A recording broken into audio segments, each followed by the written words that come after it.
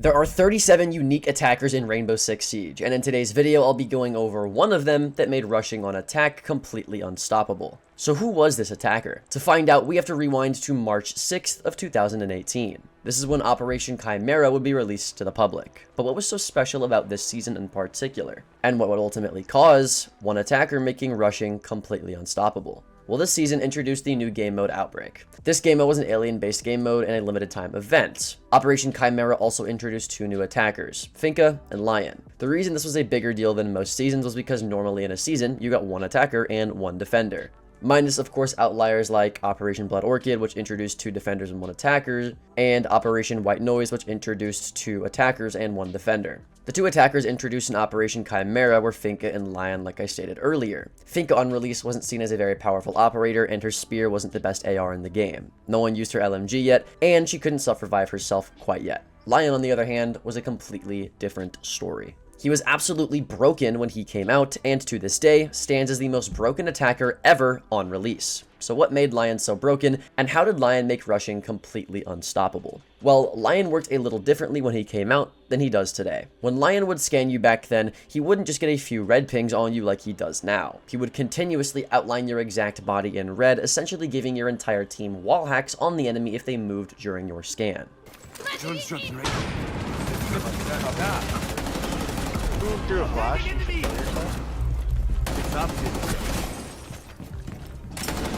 Wow. Oh my god. White stairs.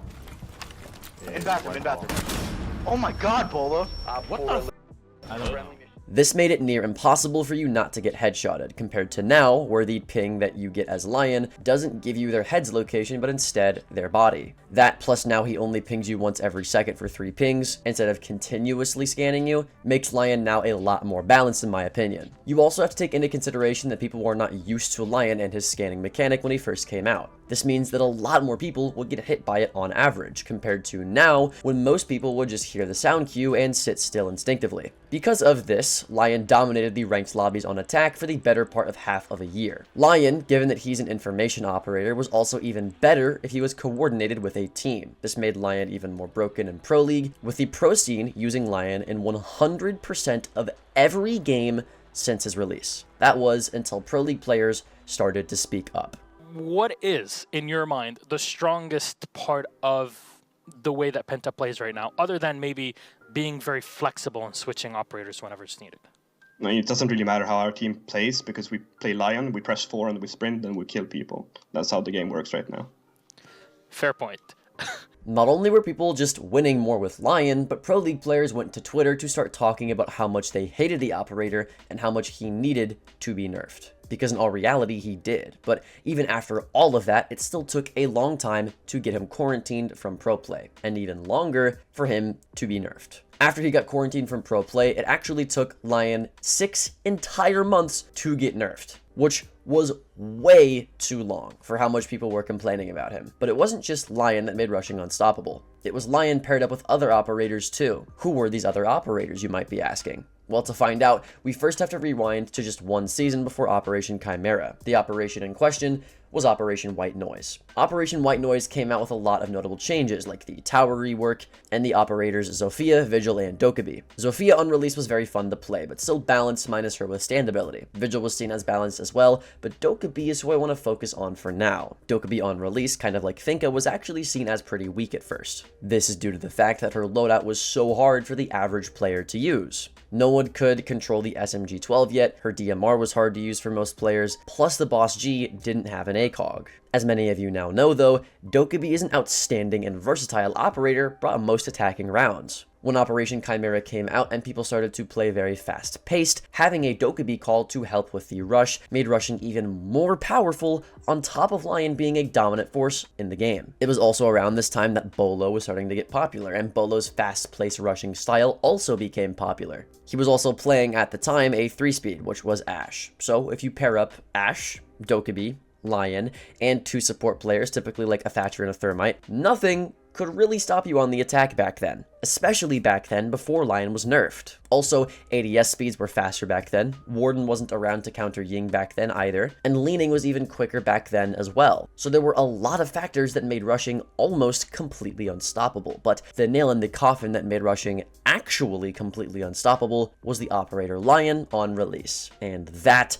is how Lion made rushing completely unstoppable in Rainbow Six Siege. So if he was so broken back then, well, where is he in terms of power right now, and what did they do to get him to a balanced state? In terms of his power right now, like I said, I think Lion is completely balanced. He's an operator with a low skill floor and a high skill ceiling. He provides necessary and balanced utility, but is still replaceable by other operators like Ying and Grim. He's not too strong or too weak, but just right in my opinion. To get here though, Ubisoft had to make a lot of changes. When they initially reworked him, he was a lot weaker than he actually is right now. They only gave him 2 scans and an even larger cooldown between those 2 scans, as well as only red pinging people like we have now. This was considered incredibly weak, so now Ubisoft has buffed him to the state that he's in now, with a shorter cooldown, a ping system, and 3 scans instead of 2. They've also made minor tweaks to his loadout over the recent years, like the introduction and eventual removal of his Gon 6 and the introduction and removal of his pocket EMP grenades, but nothing too crazy that's worth noting. Dokkaebi has also received a nerf of having her ability on a 45-second cooldown period per call, and Ubisoft plans to nerf her even more in the future. Quick peeking since then has slowed down and doesn't allow you to peek as far either, so many of the operators that were a part of the rush meta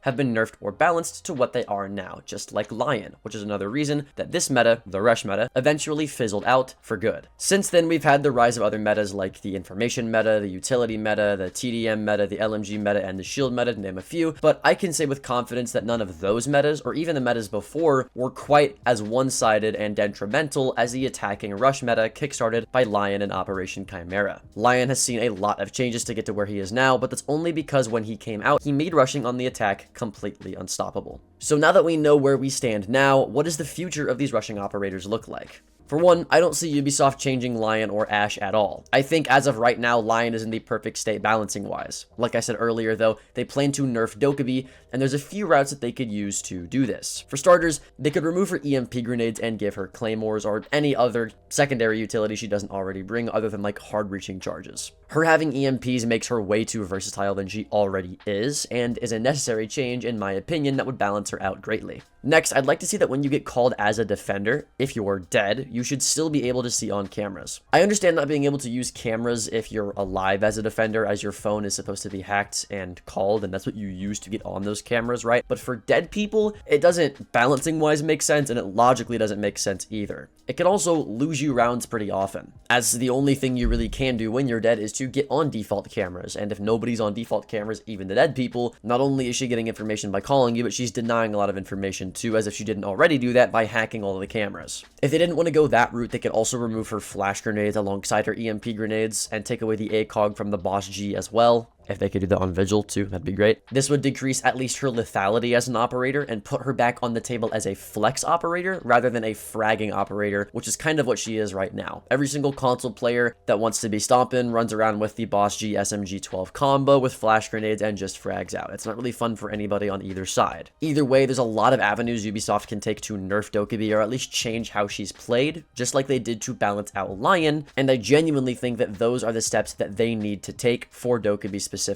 Again, they've said that they're going to nerf Dokkaebi at some point, either next season or the season after that, but who knows? Maybe Dokkaebi is who I should make a video of next. But for now, that's it for today's video at least. Check out my Twitch, and then check out this next video on screen, and I hope I'll see you there.